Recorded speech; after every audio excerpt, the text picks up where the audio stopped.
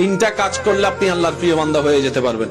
সূর্য বলেন, সাগর, মাটি, এই তিনটার মতো হন।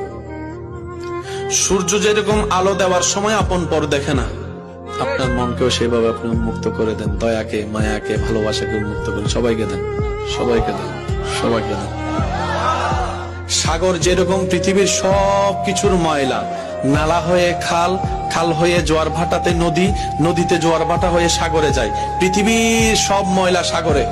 সাগর পৃথিবীর ময়লাকে আপন করে নিয়ে পৃথিবীকে পরিষ্কার রেখেছে। আপনিও ঠিক তেমনি ভাবে সবার কষ্ট দুঃখ অন্তর নিয়ে সবাইকে হাসিতে রাখেন। তৃতীয় নম্বর, মাটি। এই মাটিতে আপন হাঁটলেও মাটি চুপ, দুশমন দূর হইলেও মাটি চুপ, বেয়াদব যদি পুড়েও ফেলে মাটির মতো চুপ হয়ে যাবে। বিজয় কিভাবে আসবে আপনি কল্পনাও করতে পারবেন।